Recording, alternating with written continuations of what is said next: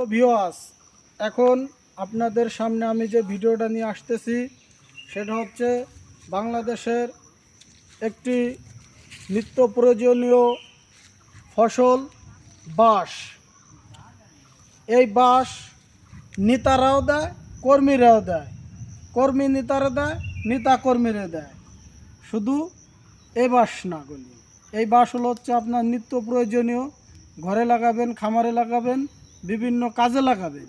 আর সেই বাঁশ আপনি কিভাবে আপনার উৎপাদন বাড়াবেন, আজকের সেই আলোচনাটাই আপনাদেরকে আমি শোনাবো। এই দেখুন, এটা আমার নিজেরই বাঁশঝার। আমি মাসখানেক আগে এপ্রিল মাসের শুরুর দিকে আমি কিষান নয়া, তারপরে সার দিছি, কীটনাশক দিছি, মাটি দিয়া ঢাইকে দিছি। তা সার দিলে, কীটনাশক দিলে এবং এই মাটি দিলে কি হবে? সার প্রথম আমি এই বাঁশঝাড়গুলিকে পরিষ্কার করছি, পরিষ্কার করে তারপরে কীটনাশক দিছি, কীটনাশক দিয়া ডিএপি সার দিছি, এমওপি সার দিছি। এক একটা বাঁশের গোড়া, বাঁশ থেকে আধ হাত দূর দিয়ে 200 গ্রামের মতন ডিএপি, 100 গ্রামের মতন এমওপি সার দিছি। দিয়া তারপরে এই যে এইভাবে দেখেন, এই যে মাটি দিয়ে ঢাইকে দিছি।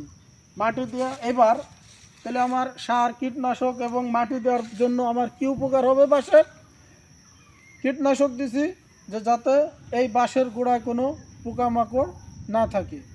কোনো পোকামাকড়ের বাসা থাকলে তখন ওই পোকামাকড়ে যেকালে নতুন বোক ছাড়ে, ওই বোকগুলি নিচ থেকে ওরা নষ্ট করে দেয়। এটা হচ্ছে আপনার কীটনাশকের উপকারিতা। আর সারের উপকারিতা, আপনার যে বাঁশটার গোড়া আমি সার দিলাম, আর ওই বাঁশটা হইতে হবে নতুন সিজনের বাঁশ, যেটা দিয়ে আপনার বোক আসবে। ওই সারটা যখন ওই বাঁশটা সার পাবে, সার পাইয়া এই বাঁশটা তখন হবে, শক্তিশালী হবে। শক্তিশালী হলে ওর গোড়া থেকে যে বোকগুলি আসবে, সেই বোকগুলি হবে মোটা, তাজা এবং সুস্থ। তাহলে দেখেন যে আমার যেসবে বোক আসছে, আমি এখন বোক দেখাইতেছি। আর মোটা বোক হইলে মোটা বাঁশ হবে। বাঁশ যত মোটা হবে তত আপনার ফলন বাড়লো, দামও পাবেন আপনি বেশি।